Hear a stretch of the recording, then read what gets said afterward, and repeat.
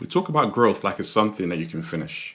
A goal, a project, a point of arrival. But real growth doesn't end. You don't ever arrive. You hopefully evolve. And I say hopefully because not everyone does it. And if you don't leave room for that evolution, life will force it on you. And this shows up through tension, through loss, or through change.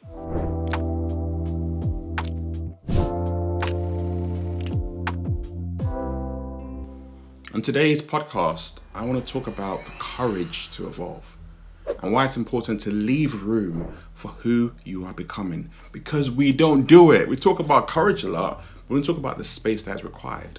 When I met my wife, we spent time learning about each other, long conversations, shared dreams, discovering how differently we both saw the world. But imagine if on our wedding day I said, I've arrived, I know her now, my job is done. If I stopped being curious or assumed there was nothing new to discover, we wouldn't be where we are today, 19 years deep.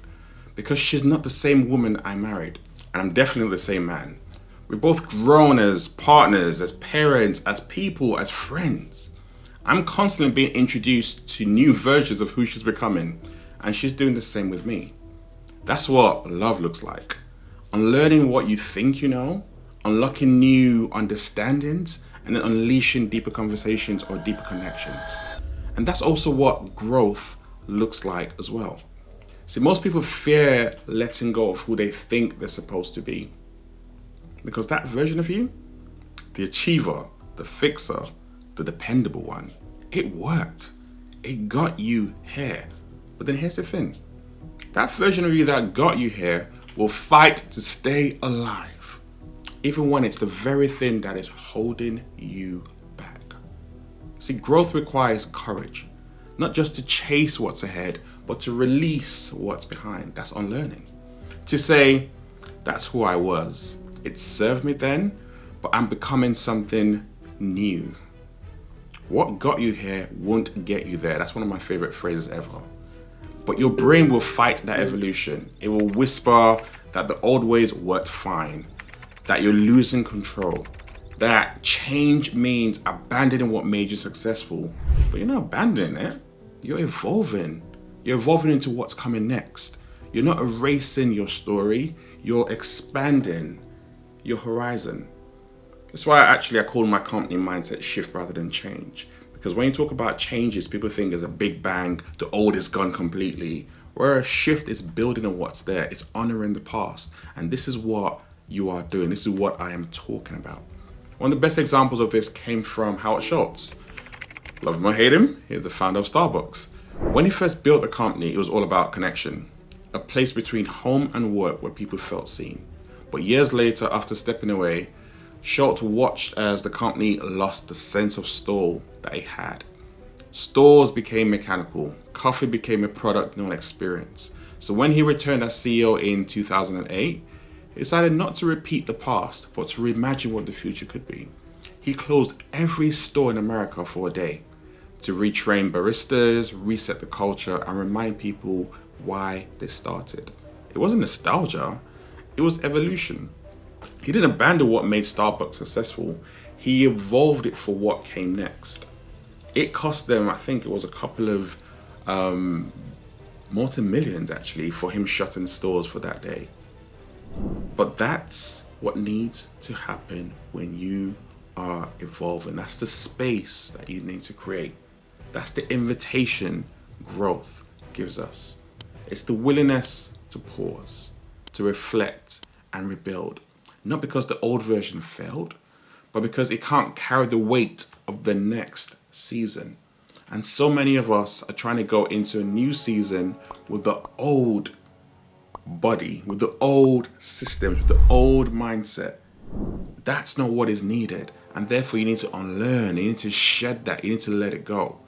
Another metaphor that comes to my head thinking about this is, think about the caterpillar. It doesn't just grow wings. Inside a cocoon, it dissolves. It becomes liquid before it becomes a butterfly. That process is messy, it's unseen, but it's necessary. That's biological transformation. Metamorphosis. But then there's a physical and spiritual version to this, which is called metanoia. Metanoia means a deeper shift in perspective, a reorientation of how you see yourself and the world. It's when your old thinking no longer fits and something inside you whispers, there's more. That's when the unlearning begins. You shed patterns that once made sense, but now limit you. You unlock new ways of seeing, and you unleash new ways of being. But before the wings, there's the breaking. Metamorphosis looks like dying before it looks like flying. Most people, they quit in the cocoon because the old feels so much more comfortable, and therefore the new, the beautiful, the butterfly is never actually born. So neuroscience explains why this feels so hard. Your brain's primary job is to keep you safe, not to help you grow. It is to keep you safe. Every belief, every habit, every success strategy you repeated sits in with the well-worn out neural pathways that are in your brain. They're efficient, they're automatic, and they're comfortable. When you start to change, your brain panics. It interprets uncertainty as danger. It says, go back. The old way worked. But that's not the truth. All that is just protection. And protection can easily become limitation. You're not losing control. You're learning a new rhythm. You're not broken. You're rewiring. That friction that you feel, it's your brain forging new connection. That's the biology of transformation. So what do you need to unlearn? Maybe it's the belief that success equals exhaustion.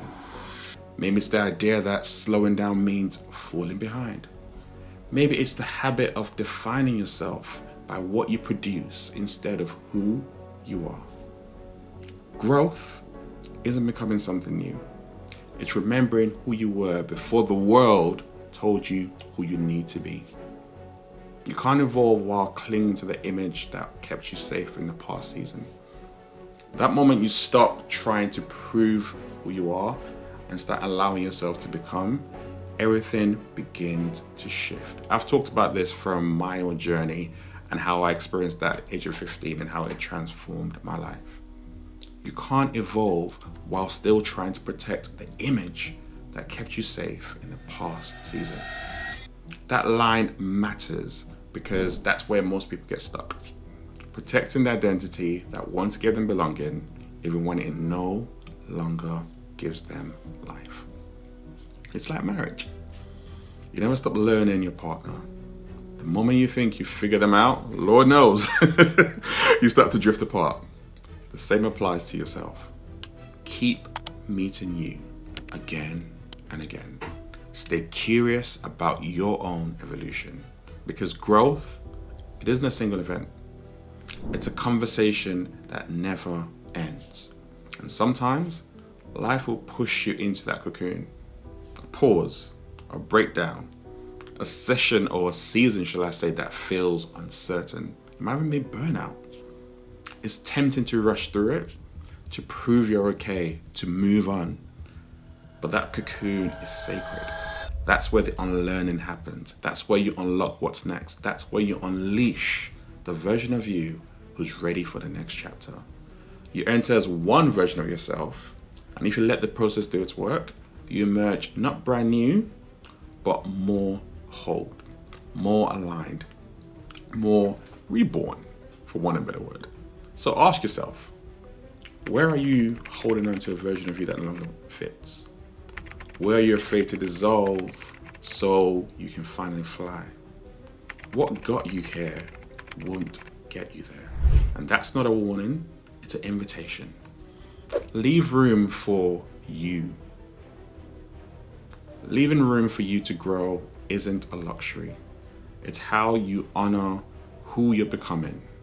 You never arrive, you evolve. And evolution isn't about finding yourself. It's about creating space to meet the next version of you. So, today, your only job is just to make space for the next version of who you're set to become. I'll see you next time on Everyday Leadership.